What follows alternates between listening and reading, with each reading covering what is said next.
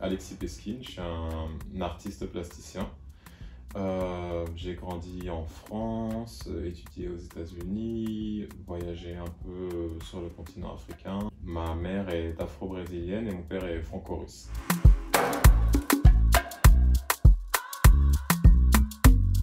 Tout apprentissage, tout savoir que j'ai nourrit mon expression. Mon upbringing, mon éducation d'une mère brésilienne, d'une famille brésilienne, le fait d'y avoir été beaucoup, de le connaître, en fait informe mon savoir, informe mon travail, informe mon ressenti.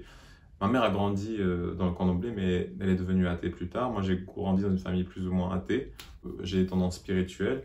On va dire que le candomblé, donc, qui est la version brésilienne du vaudou, pour moi, c'est plus quelque chose qui est de la résistance, en fait. C'est cet aspect-là que je prône plus, en fait. C'est pour ça que donc, je m'habille en blanc les vendredis. Cet aspect, en fait, que je respecte. Et on va dire qu'en tant qu'artiste, le tout savoir peut informer des œuvres. Moi, par exemple, c'est la culture et l'histoire brésilienne qui m'informent.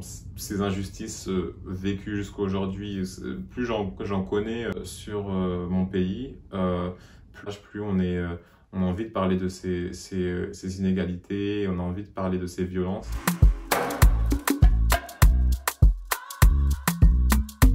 En anglais, on dit juste un visual artist, un artiste visuel. En France, on dit artiste plasticien, qui est un terme qui souvent trouble un peu les gens parce qu'on entend le mot plastique, on pense au plastique. Des fois, je m'amuse avec les gens en disant que je refais des prothèses et tout ça. C'est un terme un peu compliqué en termes d'image, si tu veux dire. La plastique, c'est quelque chose qui est malléable.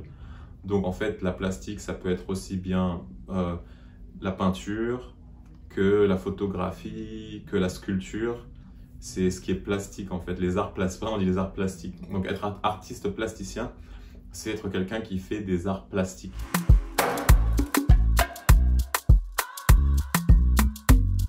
La matière qui ressort le plus sont les clous, ma pratique est connue.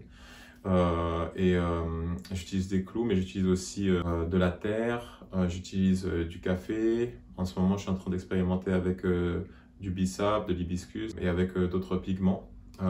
C'est important de réfléchir aux matériaux qu'on utilise. Le clou, j'utilise parce que je parle de l'expérience noire dans mon travail et que je parle de souffrance, je parle de transcendance, je parle de construction, de déconstruction, de reconstruction, de violence. J'utilise aussi la terre depuis quelques années parce que je vieillis en fait mes œuvres et je les teins avec ces matières naturelles en fait pour leur donner une certaine temporalité et intemporalité aussi.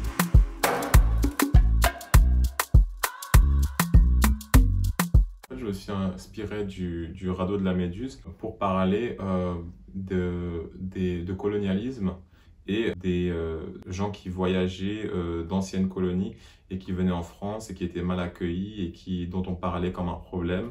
Je voulais parler du fait qu'on avait colonisé leur pays, qu'on les exploitait. Et en fait, à un moment, on voyait beaucoup d'images de bateaux naufragés avec des corps de personnes qui provenaient beaucoup d'Afrique subsaharienne, avec une grande inhumanité, on va dire. Et quelque chose qui me dérange beaucoup, qui revient souvent, que j'exprime souvent dans mon travail.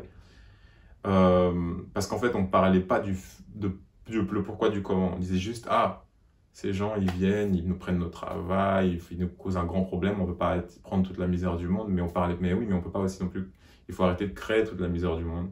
Et j'ai utilisé le tableau de Théodore Géricault, c'est un tableau qui est puissant et qui surtout parle d'un fait historique qui est réel, qui s'était passé 200 ans avant, en 1816, où vraiment les Français venaient coloniser le Sénégal et l'Afrique. Du coup, toute mon exposition s'appelait le radeau de la Méduse, le retour de la vague.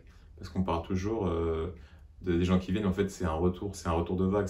On a imposé, on a pillé des pays, des lieux, on a séparé des cultures, on a divisé des gens, on leur a imposé nos langues.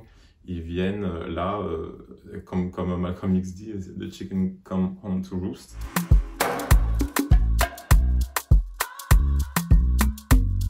En anglais, c'est ce qu'on utilise pour parler des Nkisi Nkondi, des sculptures à clous du Congo en fait.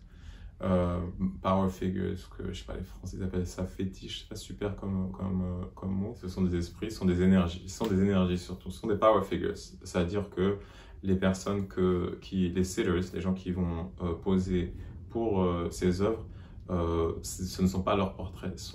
Mes travaux parlent, essaient d'exprimer en fait une espèce de résistance. C'est jamais le portrait de quelqu'un. Je ne déifie pas un individu en particulier. Moi, je suis plus au niveau des énergies et de l'histoire en fait.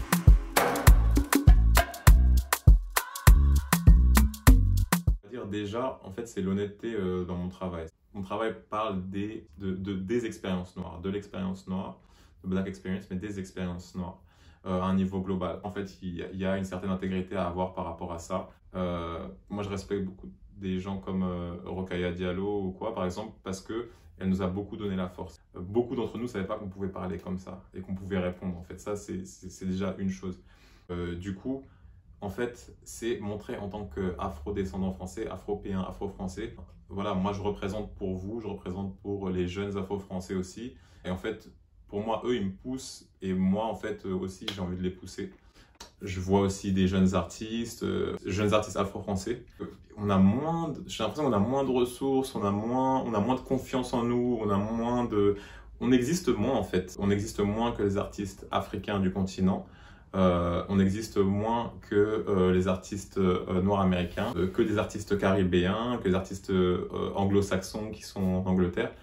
Donc il faut donner cette force, il faut avoir cette conversation, ce dialogue avec certains d'entre eux. Même des fois je collectionne aussi des œuvres que j'aime de jeunes artistes afro-français, où je les présente à des collectionneurs, et voilà, enfin, ça c'est hyper important. Moi, ça c'est la partie économique.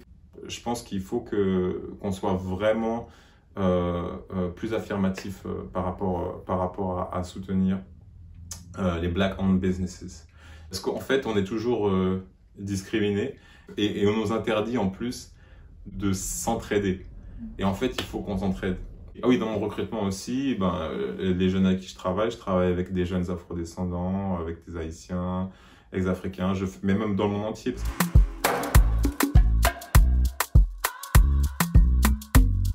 Mon association, c'est Alexis Peskin Art Project.